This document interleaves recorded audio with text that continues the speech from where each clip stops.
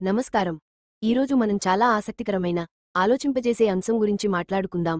అదేమిటంటే, ఈరోజు మనం కొనే నిత్యావసర వస్తువుల ధరలు 2050 నాటికి ఎలా మారతాయి? ద్రవ్యోల్బణం, ఇన్ఫ్లేషన్, మన జీవితాలను ఎలా ప్రభావితం చేస్తుంది? తెలుసుకోవాలంటే ఈ వీడియో చివరి వరకు చూడండి. అసలు ఈ ద్రవ్యోల్బణం అంటే ఏమిటి? సులభంగా చెప్పాలంటే, మీరు ఈ రోజు 100 రూపాయలకి కొనే వస్తువు, రేపు అదే 100 రూపాయలకి రాకపోవడం, అంటే డబ్బు విలువ తగ్గడం, వస్తువుల ధరలు పెరగడం. గత దశాబ్దంలో భారతదేశంలో సగటు ద్రవ్యోల్బణం సుమారు 5 నుండి 6% ఉంది. ఆర్బీఐ అంచనాల ప్రకారం 2025 నుండి 2026 ఆర్థిక సంవత్సరానికి ద్రవ్యోల్బణం సుమారు 4% వరకు ఉండవచ్చు. అయితే, ఇది భవిష్యత్తులో ఎలా మారుతుందో చూద్దాం. మనం ఇప్పుడు కొన్ని సాధారణ వస్తువుల ప్రస్తుత అంటే 2025 సంవత్సరం ధరలను చూసి, అవి 2050 నాటికి ఎంత అవుతాయో అంచనా వేద్దాం. మనం ఇక్కడ ద్రవ్యోల్బణం సగటున సంవత్సరానికి 5% ఉంటుందని ఒక అంచనాగా తీసుకుంటున్నాము. ఇది తగ్గవచ్చు లేదా పెరగవచ్చు. ముందుగా మనం పాల ప్యాకెట్ ధరను తనిఖీ చేద్దాం. ప్రస్తుతం అర లీటరు పాల ప్యాకెట్ ధర సుమారు 30 నుండి 50 రూపాయల మధ్య ఉంది. 2050 నాటికి అంటే సుమారు 25 సంవత్సరాల తర్వాత 5% వార్షిక ద్రవ్యోల్బణం ప్రకారం 50 రూపాయల ప్యాకెట్ పాలు దాదాపు 150 నుండి 170 రూపాయలు అవుతుంది అని అంచనా. ఇక ఒక లీటరు సన్ఫ్లవర్ ఆయిల్ చూస్తే, ప్రస్తుతం ఒక లీటర్ సన్ఫ్లవర్ ఆయిల్ ధర సుమారు 150 నుండి 160 రూపాయల మధ్య ఉంది.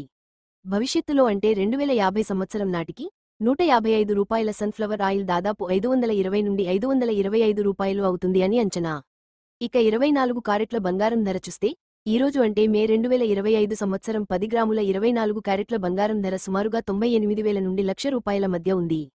బంగారం ఎప్పుడూ ఒక సురక్షితమైన పెట్టుబడి. 5% ద్రవ్యోల్బణం ప్రకారం 2050 సంవత్సరం నాటికి 10 గ్రాముల బంగారం ధర సుమారు 3,50,000 నుండి 4 లక్షల రూపాయల వరకు ఉండవచ్చు. అయితే, బంగారం ధరలు ప్రపంచ ఆర్థిక పరిస్థితులు, డిమాండ్, సరఫరా వంటి అనేక అంశాలపై ఆధారపడి ఉంటాయి కాబట్టి ఈ అంచనా గణనీయంగా మారవచ్చు. చూశారు కదా, ఈరోజు మనం కొనే వస్తువుల ధరలు భవిష్యత్తులో ఎంతగా పెరుగుతాయో. దీనిని బట్టి మన సంపాదనలో కొంత భాగాన్ని భవిష్యత్తు కోసం జాగ్రత్తగా ప్లాన్ చేసుకోవడం ఎంత ముఖ్యమో అర్థమవుతుంది. మీ డబ్బు విలువ తగ్గకుండా ఉండాలంటే ద్రవ్యోల్బణాన్ని అధిగమించే పెట్టుబడులలో పెట్టాలి. ఉదాహరణకు, stocks, mutual funds, real estate. కేవలం పొదుపు చేస్తే సరిపోదు. ఆ పొదుపు మీ ఖర్చుల పెరుగుదలతో పాటు పెరిగేలా చూసుకోవాలి. దీర్ఘకాలిక ఆర్థిక ప్రణాళిక వేసుకోవడం చాలా అవసరం. నిపుణుల సలహా తీసుకోవడం కూడా మంచిది. భవిష్యత్తు ఎప్పుడూ ఊహించనిది, కానీ మనం సిద్ధంగా ఉండవచ్చు. ఈ సమాచారం మీకు ఉపయోగపడుతుందని ఆశిస్తున్నాను. దయచేసి ఈ వీడియోని లైక్ చేయండి, మీ స్నేహితులతో పంచుకోండి, మరియు మరిన్ని ఇలాంటి ఉపయోగకరమైన వీడియోల కోసం మా ఛానల్కి సబ్స్క్రైబ్ చేసుకోవడం మర్చిపోకండి. మీ అభిప్రాయాలను కామెంట్లలో తెలియజేయండి. మళ్ళీ కలుద్దాం. నమస్తే.